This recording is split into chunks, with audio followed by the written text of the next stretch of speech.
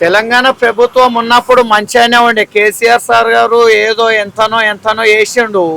ఇప్పుడు రేవంత్ అన్న వచ్చినప్పటి నుంచి మా ఆటోలకు మొత్తం దెబ్బ పడ్డది సార్. పొద్దుగాల నుంచి 200 రూపాయలు కూడా వేసలేము. మళ్ళా బండిలో గ్యాస్ కూడా లేదు. అందరూ ఇప్పుడు నేను యాక్చువల్లీ ఉప్పుగూడలో ఉంటా. ఉప్పుగూడ రైల్వే స్టేషన్ దగ్గర ఉంటా. చార్మినార్ ఆధ్వర్యంలో అఫ్జల్ గంజ్ నుంచి లేడీస్ ని ఎక్కించుకోవడానికి వాళ్ళు షాపింగ్ కి అక్కడిక్కడ వెళ్ళింటారు కదా, జాబ్ లకు అక్కడిక్కడ. వాళ్ళు ఇట్లా వస్తుంటే ఆటోలు అందరిని కూర్చోబెట్టినాక బస్సు రాగానే అరే బస్సు వచ్చింది కదా అని అందరు దిగేసి ఆటోల నుంచి దిగి బస్సు ఎక్కుతుండ్రు సార్. మన కాంగ్రెస్ ప్రభుత్వం వచ్చినాక మాకైతే ఫుల్ దెబ్బ పడ్డది సార్. అసలు డైలీ 1000 రూపాయలు 1500 చేసే దందా ఖాళీ 300-400 వరకు అవుతుంది. ఇట్లా అయితే మేము పెండ్లం పిల్లల్ని ఎట్లా పోషించాలి, ఏం చేయాలి అసలు అర్థమవుతుండలేదు సార్. అయితే కాంగ్రెస్ ప్రభుత్వం వచ్చినప్పటి నుంచి మాకైతే చాలా దెబ్బ పడ్డది సార్. మేము ఇంతకు ముందు కూడా చాలా చేసిన. నేను ఏదో గరీబోళ్ళకి అన్నం పెట్టామని చెప్పండి, ఇల్లు లేని వాళ్ళకి ఇల్లు కట్టామని చెప్పండి. ఆ వంట గ్యాస్, సిలిండర్ గ్యాస్ అది తగ్గిస్తామన్నారు, అది ఓకే. ఆ బస్సులు ఫ్రీ పెట్టడం ఏంది అసలు అర్థమైతలేదు. ఆ బస్సులు ఫ్రీ పెట్టడం వల్ల మా దంద మొత్తం ఖరాబ్ అవుతుంది. ఈ బస్సులు ఫ్రీ పెట్టినప్పటి నుంచి ఏంది డైలీ 400-500 తీసుకోతున్నా. నాకు కూడా పెండ్లము 2 పిల్లలు ఉన్నారు సార్. నాకైతే వెళ్తుండలేదు. ఆ గ్యాస్ అది ఓపెనింగ్ కూడా నా నుంచి అవుతుండలేదు. మళ్ళీ ఏంది మళ్ళీ మేము దందా చేసుకున్నాలనా లేకుంటే రోడ్డు మీదకి పోయి అడక తినాలనా ఏమసలు అర్థమవుతుండలేదు. మా దగ్గర నడపనికే ర్యాపిడో, ఓలా, ఊబర్ నడపనికే కూడా మా వద్ద పెద్ద ఫోన్లు లేవు. గరీబోళము ఏదో మాబ్నాథ్ డిస్టిక్ నుంచి ఇక్కడ హైదరాబాద్కి బతకనికి వచ్చినాము.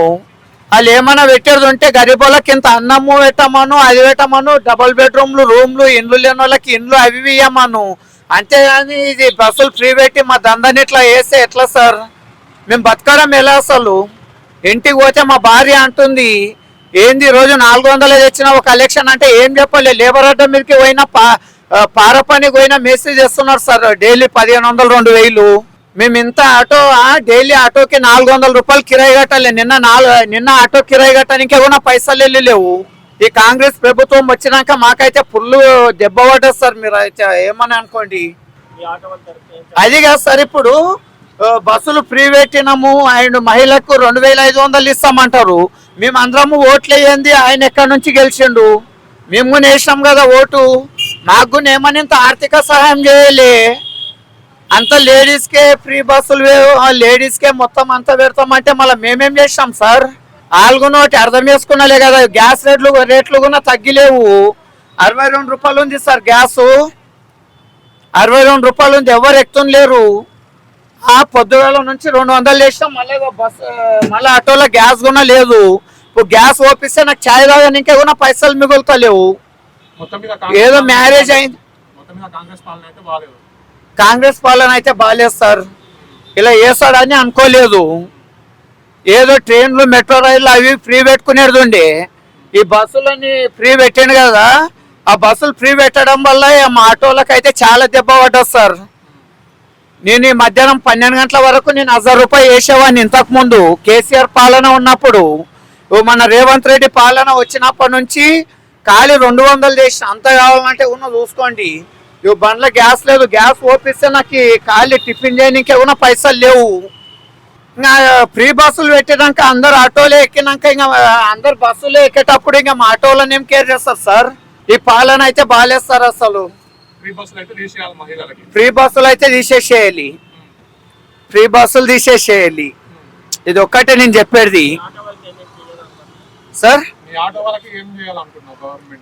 ఆటో వాళ్ళకంటే ఇప్పుడు మా ఆటో లేని వాళ్ళకి ఆటోలు ఇప్పిస్తే అరే అమ్మ రేవంత్ అన్న మంచిగా మాకు ఇప్పించాను కదా, వాహనాలు ఇప్పించాను అని మేము సంతోషపడుతుంటే ఏం చేయాలంటే ఇప్పుడు నెలకు మాకు కూడా ఏమన్నా పైసలు చేయాలి.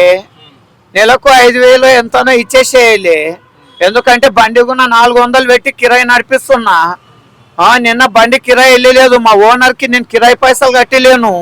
ఏంద్రా భయ్ నడిపిస్తావా, ఇంటికాడ పెడతావా అంటున్నాడు. ఏం చెప్పలే సార్? ఇప్పుడు ఎందుకంటే ఇప్పుడు మనలాంటి మగవాళ్ళు ఉంటారు కదా, ఉంటే వాళ్ళు ఎట్లన్నా బైక్ల మీద అక్కడిక్కడ వెళ్ళిపోతారు. మేము బతికేది లేడీస్ మీదనే. వాళ్ళకి అటువంటిది ఆ లేడీస్ ఆఫీస్లకు అక్కడిక్కడ పోయేటప్పుడు ఆ లేడీస్కి ఫ్రీ బస్సు పెట్టినప్పుడు మా ఆటో లేడు ఎక్కుతారు సార్. మేము బతికేది వాళ్ళ మీదనే. ఇంకా ఇట్లా వేయడం వల్ల కూడా నిన్న కూడా మా ఆటో యూనియన్లో ఒక ఆయన మాట్లాడిండు. ఇదైతే చాలా తప్పు సార్. మాకైతే బతకడానికి మేము కూడా ఏం చదువుకోలేము, మాకేం జాబులు లేవు, ఏం లేవు. కిరాయి బండ్లు నడిపిస్తున్నాం. ఆఫ్టర్ ఆటో కిరాయి కట్టడానికైనా మాకు చేతనైతం లేదు. అవు ఏదో దారి చూపియాలి మళ్ళా మాకు కూడా. ఎందుకంటే ఇప్పుడు ఫ్రీ బస్సులు పెట్టలేరు, ఏం పెట్టలేరు. చలో బాబ్, ఇది ఫ్రీ బస్సులు పెట్టిండు, ఏదో వికలాంగులకి, ముసలి వాళ్ళకి, కాలేజ్ వాళ్ళకి, వాళ్ళకి పెడితే ఇది ఉంటుండే మంచిగా. వాళ్ళు మంచిగా గవర్నమెంట్ జాబులు చేసేటోళ్ళు కూడా మొన్న సార్ సికింద్రాబాద్లో మన బేగంపేట ఉంది కదా, రసల్పుర, ఆడ నేను ఒక ఆమెను తీసుకెళ్తుంటే ఆమె జాబ్ చేస్తుంది. ఆమె అప్ అండ్ డౌన్ వేస్తుంటే నేను డైలీ 500 లెక్క నెలకు 15,000 రూపాయలు ఇస్తుండే నాకు. ఆమె మొన్న ఏమంటుంది, ఏంది మేడం ఫోన్ చేయట్లేదు, నా ఆటో ఎక్కలేవా అంటే, లేదన్న బస్సులు ఫ్రీ పెట్టిండ్రు, నేను బస్సులో వెళ్ళిపోతా, నీ ఆటో అవసరం లేదని అంటుంది. ఇది మాకు దెబ్బ పడ్డట్టే కదా సార్. దీని మీద రేవంత్ అన్న వేసేది మాత్రం మాకైతే అస్సలు మంచిగా లేదు సార్. అసలు ఆయన ఏమైనా పెట్టాలనుకుంటే ఇంత అన్నము అది పెట్టాలే కానీ ఇట్లా మా ఆటోలకి దెబ్బ పడేటట్టు ఫ్రీ బస్సులు అవి పెట్టి మమ్మల్ని మాత్రం చాలా ఇది చేసిండు. మాకైతే ఈ తెలంగాణ ప్రభుత్వంలో కాంగ్రెస్ వస్తే ఏదో మంచిగా చేస్తుందేమంటే మమ్మల్ని ముంచడానికి వచ్చింది. ఇది నేను చెప్పేది.